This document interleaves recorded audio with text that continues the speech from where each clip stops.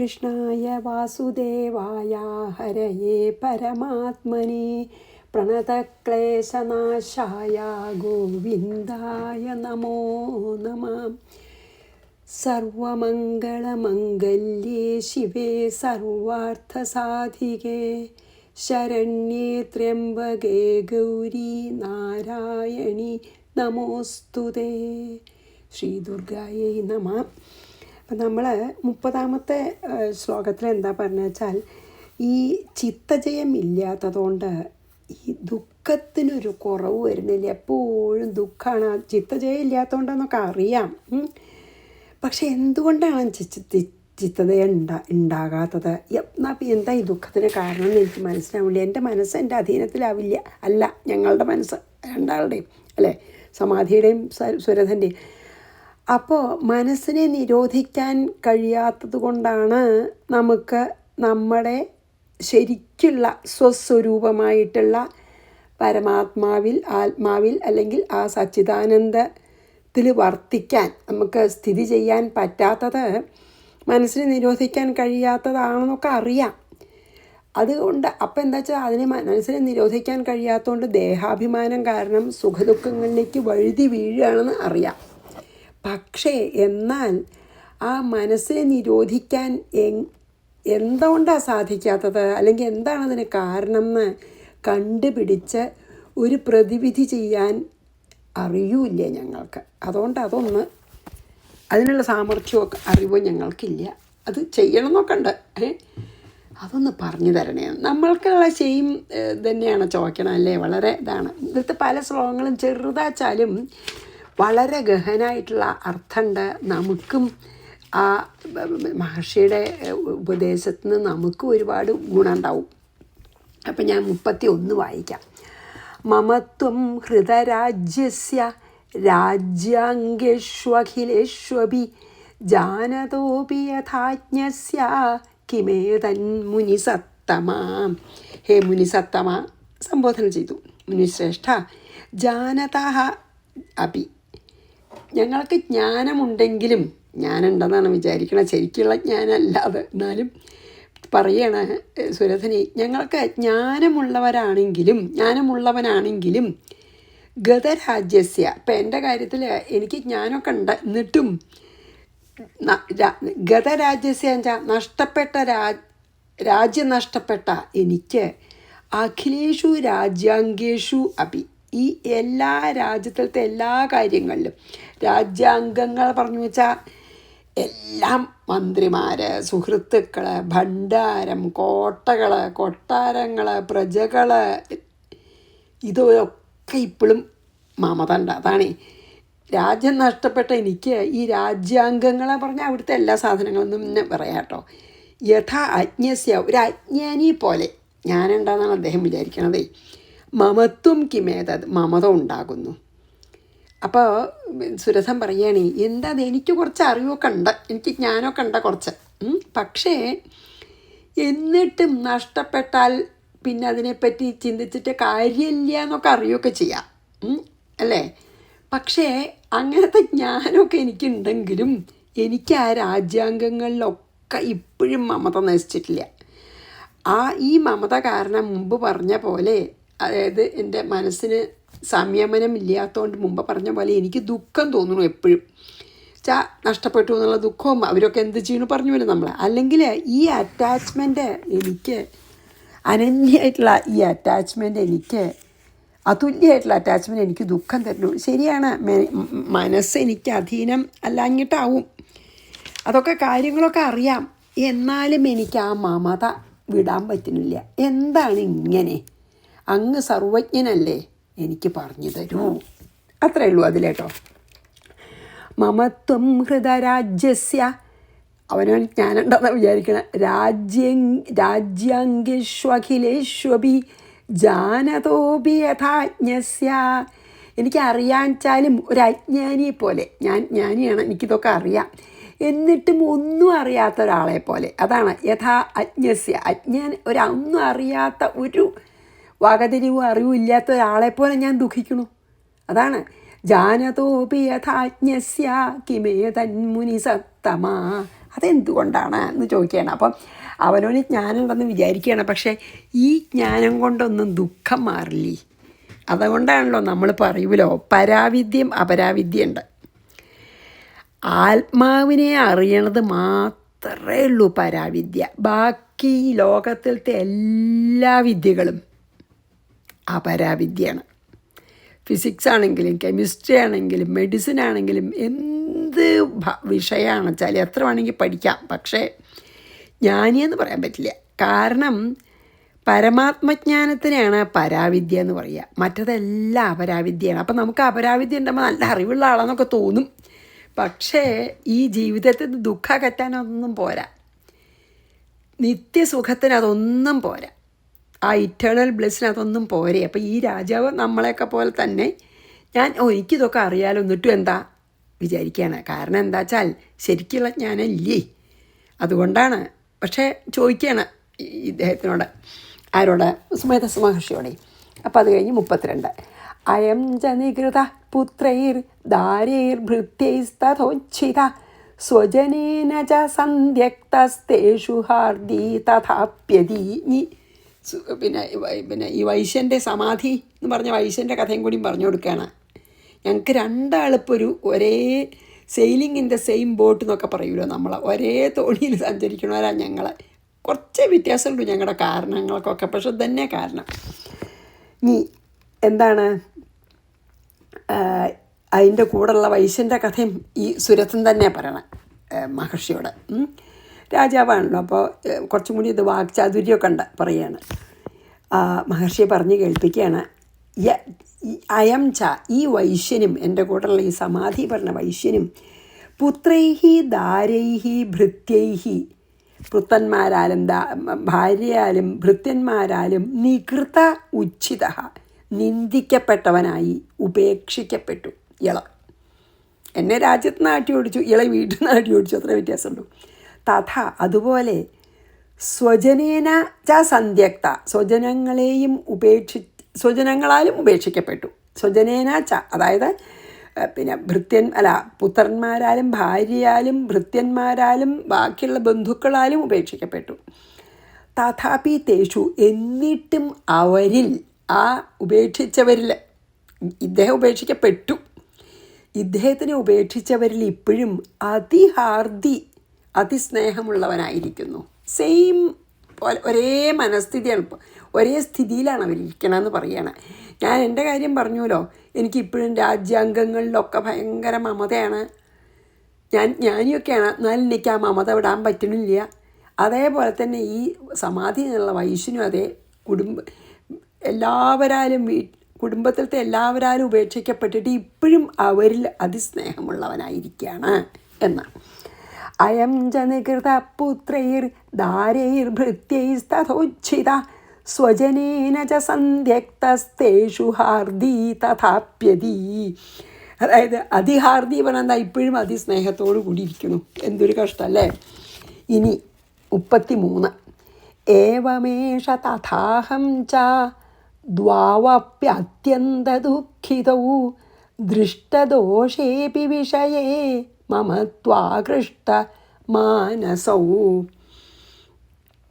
അപ്പോൾ ഏവം ഏഷഃ തഥാ അഹം ച, ഇങ്ങനെ ഇവനും ഈ വൈശ്യനും സമാധിയും ഞാനും അതുപോലെ തന്നെ ഞാനും ദൃഷ്ടദോഷേ അപി വിഷയെ, ദോഷം കണ്ടിട്ടും, അതായത് അവരെ ഇങ്ങനെ സ്നേഹിച്ചിട്ട് കാര്യമില്ല എന്നുള്ള ദോഷം കണ്ടിട്ടും അവരിൽ മമത്വാകൃഷ്ടമാനസൗ, മമതയാൽ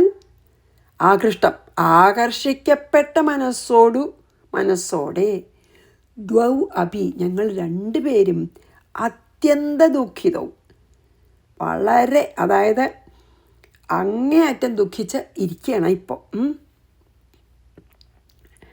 അപ്പം നമ്മുടെ ഈ മനസ്സുണ്ടല്ലോ, മനസ്സും ചിത്തവും ബുദ്ധി അഹങ്കാരം ഒക്കെ തന്നെ പറയാം, നമ്മൾ അന്ധകരണം തന്നെ. ഈ ഭാര്യാപുത്രാദികളിൽ എന്താ, നമ്മുടെ ഈ 5 ശബ്ദ സ്പർശ രൂപ രസഗന്ധാദികൾക്ക് അധീനാണ് നമ്മുടെ മനസ്സ്. ആലോചിച്ച് നോക്കിയാൽ ശരിയല്ലേ അല്ലേ?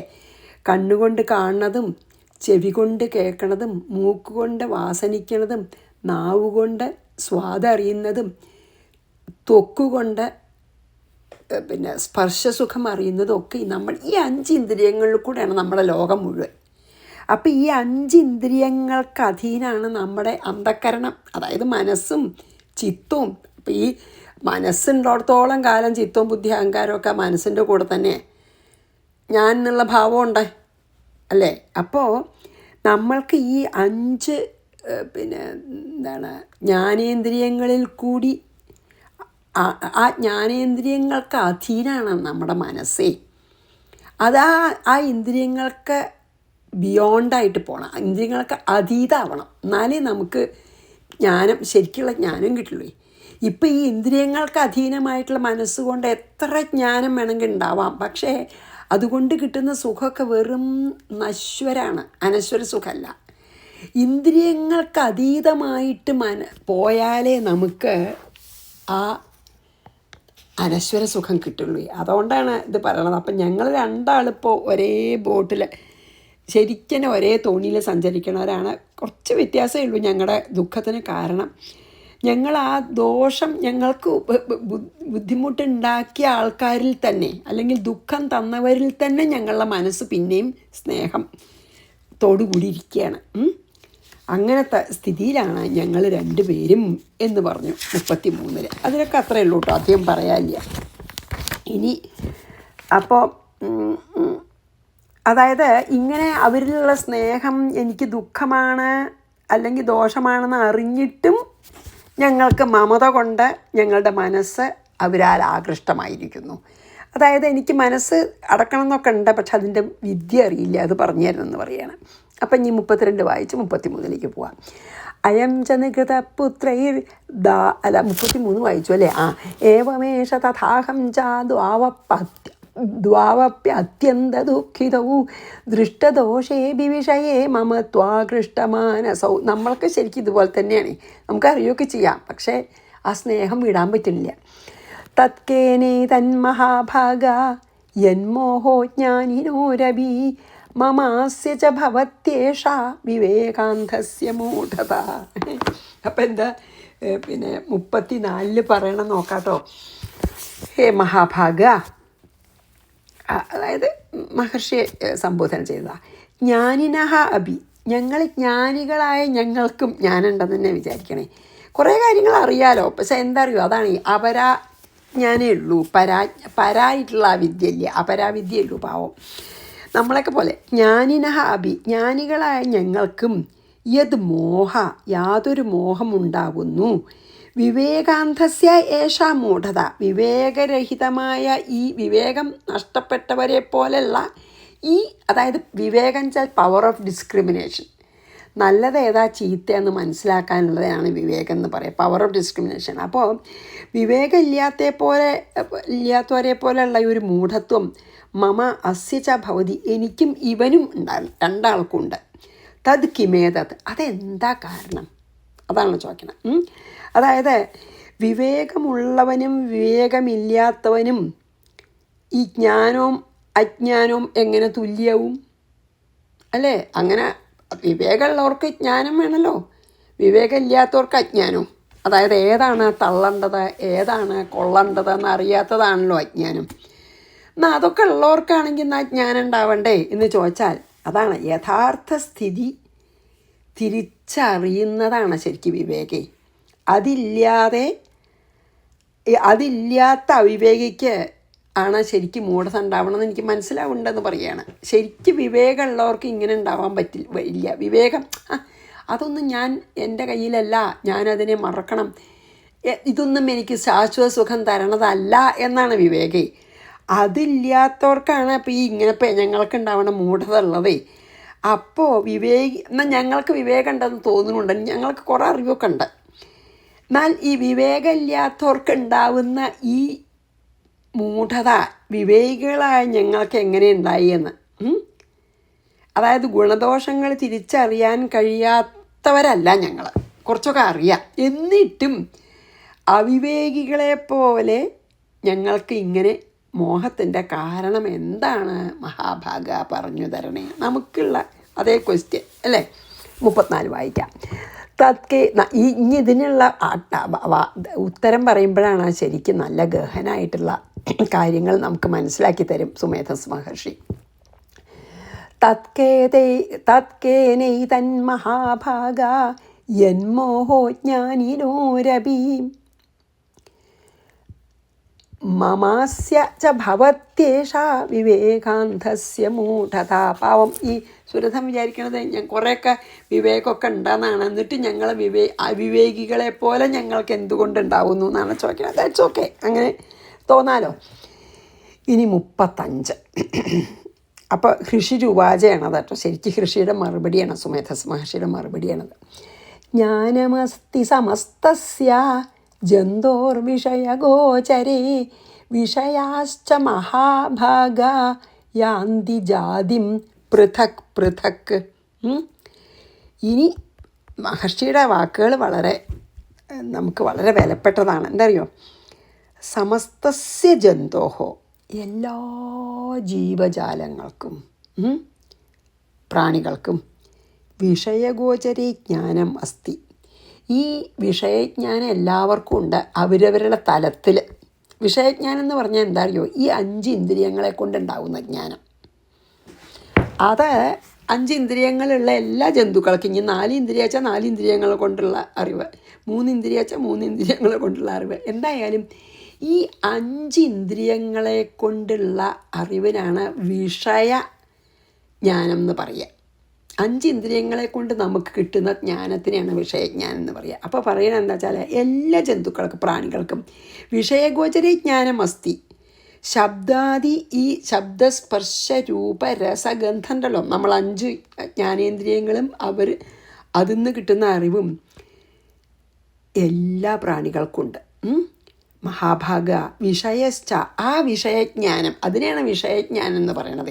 ഇന്ദ്രിയാതീതമായ ജ്ഞാനമാണ് പരമാത്മജ്ഞാനം. ഇന്ദ്രിയങ്ങളാൽ കിട്ടുന്ന ജ്ഞാനമാണ് വിഷയജ്ഞാനം. ആ വിഷയജ്ഞാനം സകല പ്രാണികൾക്കുണ്ട്, ഡിഫറെൻറ്റ് ലെവലിലാണെന്നേ ഉള്ളൂ. ഏവം പൃഥക് പൃഥക് യാതീച്ച, ഇങ്ങനെ പല വിധത്തിലാകുന്നു. അതായത് അവരുടെ തന്നെ അറിവ് പല വിധത്തിലാണ്. ഓരോ ജാതി ജന്തുക്കളുടെയും നമുക്ക് തന്നെ അറിയാലോ, വിഷയഗ്രഹണ രീതി, അതായത് വിഷയത്തിനെ മനസ്സിലാക്കാനുള്ള രീതി ഓരോ സ്പീഷീസിനും തന്നെ വ്യത്യാസമാണ് അല്ലേ? വിഷയഗ്രഹണ രീതി, അതായത് വിഷയത്തിനെ അനുഭവിക്കണതും അതിനെ ഉൾക്കൊള്ളണതും ഓരോ ജന്തുക്കളും, ഈവൻ മനുഷ്യന്മാർ തമ്മിൽ തന്നെ ഒരാൾ വിഷയഗ്രഹണ രീതി വേറൊരാളുടെ വിഷയജ്ഞാനവും നമുക്ക് ഒരേപോലത്തെ ഇന്ദ്രിയങ്ങളാണെങ്കിലും വ്യത്യാസമാണ്. അപ്പോൾ പിന്നെ സ്പീഷീസ് മാറിയാൽ പറയാനില്ലല്ലോ. അപ്പോൾ ഓരോ ജാതി ജന്തുക്കളും മനുഷ്യരടക്കമുള്ള ജന്തുക്കൾക്കൊക്കെ വ്യത്യാസമാണ് ഈ വിഷയജ്ഞാനം ഉണ്ടാവണത്.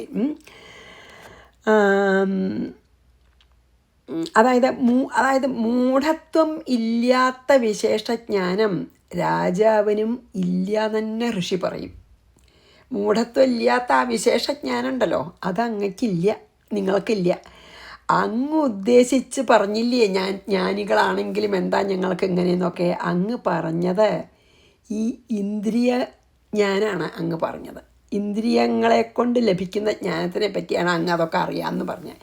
പക്ഷേ ഇന്ദ്രിയജ്ഞാനം കൊണ്ട് നമുക്ക് നിർമോഹത്വവും, അതായത് മോഹമില്ലായ്മയും, നിർമമതയും, അതായത് മമതയില്ലായ്മയും ഒരിക്കലും ഇന്ദ്രിയജ്ഞാനം കൊണ്ട് ഉണ്ടാവില്ല.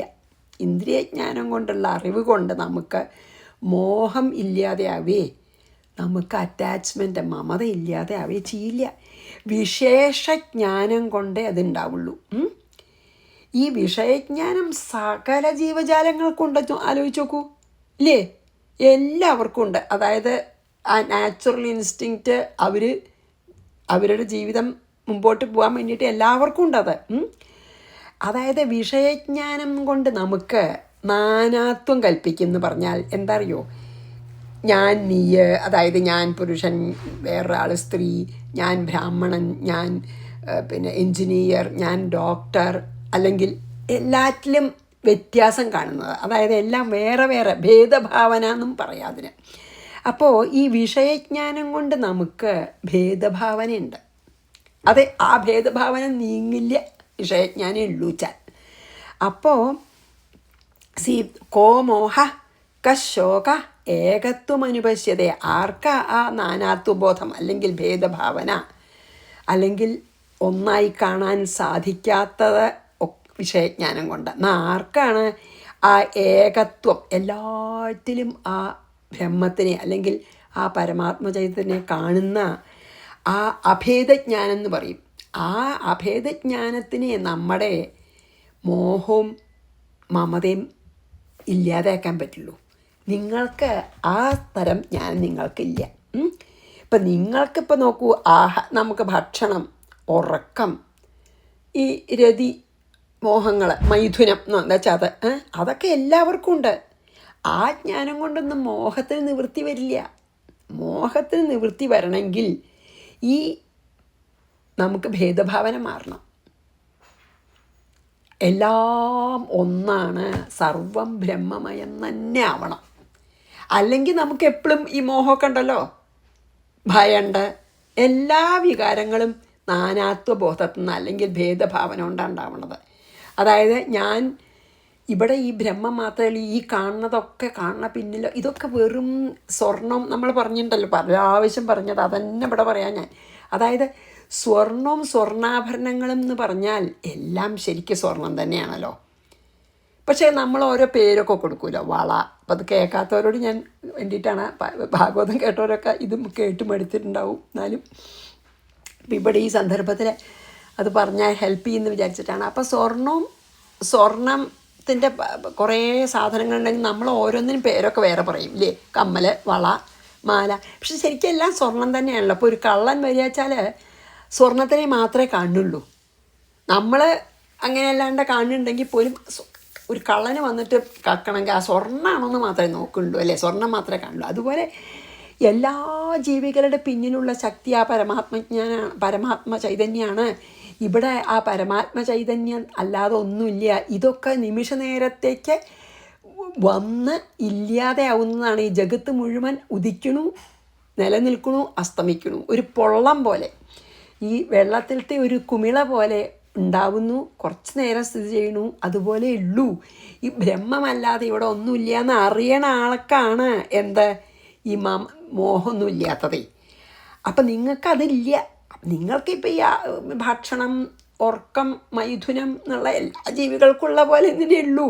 ഉണ്ടെന്ന് തോന്നുന്നുണ്ടെങ്കിലും ശരിക്കും നിങ്ങൾക്ക് ആ വിഷയജ്ഞാനം മാത്രമേ ഉള്ളൂ. ജ്ഞാനികൾക്ക് മോഹവും, അതായത് ജ്ഞാനികൾക്ക് ഒരിക്കലും മോഹം ഉണ്ടാവില്ല. ശരിക്കും ജ്ഞാനം ഉണ്ടെങ്കിൽ, ഞാൻ ആത്മാവന്നെയാണെന്ന് ബോധ്യമായിട്ടുള്ള ഒരാൾക്ക്, ഞാൻ ആ അഹം ബ്രഹ്മാസ്മി എന്നുള്ള എക്സ്പീരിയൻസ് ചെയ്ത ഒരാൾക്ക് ഒരിക്കലും മോഹം ഉണ്ടാവില്ല. അതേപോലെ തന്നെയാണ് മായാമോഹിതരായിട്ടുള്ളവർക്ക് ജ്ഞാനം ഉണ്ടാവില്ല. രണ്ടും കൂടി ഒന്നിച്ച് പറ്റില്ല എന്ന് പറയുകയാണ്. മനസ്സിലായില്ല? അതാണ് പറയണത്. ജ്ഞാനികൾക്ക് മോഹം ഉണ്ടാവില്ല, മോഹിതരായവർക്ക് ജ്ഞാനം ഉണ്ടാവില്ല. ഇപ്പോൾ അങ്ങ് പറഞ്ഞതൊന്നും സാക്ഷാൽ ജ്ഞാനത്തിനെ പറ്റിയിട്ടല്ല.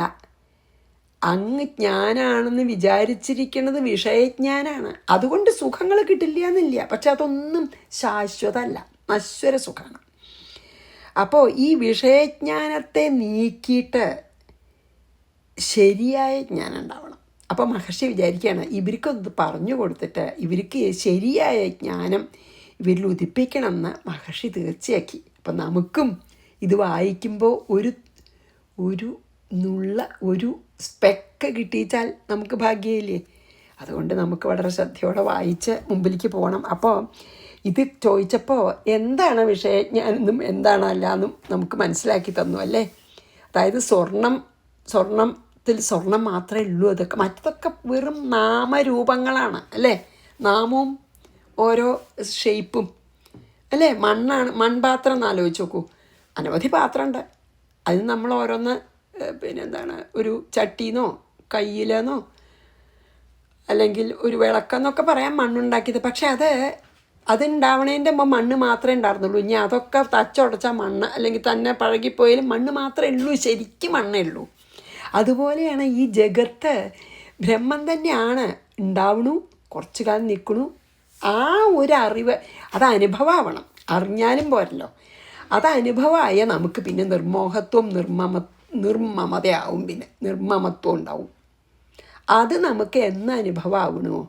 മറ്റത് മുഴുവൻ നമുക്ക് വിഷയജ്ഞാനാണ് എന്ന് നമ്മളെ മനസ്സിലാക്കി തന്നു. ഇപ്പോൾ ഈ ശ്ലോകം കൊണ്ട് അവരോടും പറഞ്ഞു, അത് നിങ്ങളെ ഞാനെന്ന് വിചാരിക്കുന്നത് ഞാനല്ല, അതുകൊണ്ടാണ് നിങ്ങൾക്ക് ഇപ്പോഴും മമത വിടാത്തത് എന്ന് പറഞ്ഞ് നമുക്ക് ഇന്ന് നിർത്താം. അപ്പം എത്രാമത്തേത്? 35 നമ്മൾ വായിച്ചത്? അതേതുകൊണ്ട് അതെ 35 വായിച്ചത്. അപ്പോൾ 35 അതെ, ജ്ഞാനമസ്തി സമസ്തസ്യ എന്നല്ലേ? അതെ, അതന്നെ ഋഷി പറയണത് ജ്ഞാനമസ്തി. അത് വായിച്ചിട്ട് നമുക്ക് നിർത്താം. നല്ല രസമാണ്. ഇനിയുള്ളത് നമുക്ക് ശരിക്കും തന്നെ അല്ല മനസ്സിലാക്കിയെങ്കിലും ചെയ്യാം. അനുഭവമാവാൻ നമുക്ക് ഈശ്വര കൃപ തന്നെ വേണം, മഹാമായയുടെ അനുഗ്രഹം തന്നെ വേണം. അപ്പം നമുക്ക് മഹാമായയെ പ്രാർത്ഥിച്ചും കൊണ്ട് നമുക്ക് സുമേധ മഹർഷി മനസ്സിലാക്കി തരുന്നത് എന്തെങ്കിലും ഒരു ദിവസം, എന്തെങ്കിലും ഒരു നല്ല സന്ദർഭത്തിൽ മഹാമായയുടെ അനുഗ്രഹം കൊണ്ടും ഭഗവാന്റെ അനുഗ്രഹം കൊണ്ടും തെളിഞ്ഞു വരണേന്ന് പ്രാർത്ഥിക്കാലോ. ജ്ഞാനമസ്തി സമസ്തസ്യ ജന്തോർവിഷയഗോചരേ വിഷയാശ്ച മഹാഭാഗാ യാന്തി ജാതിം പൃഥക് പൃഥക്. ശ്രീകൃഷ്ണാർപ്പണമസ്തു. സർവത്ര ഗോവിന്ദനാമ സങ്കീർത്തനം. ഗോവിന്ദ ഗോവിന്ദ. ശ്രീദുർഗായൈ നമഃ.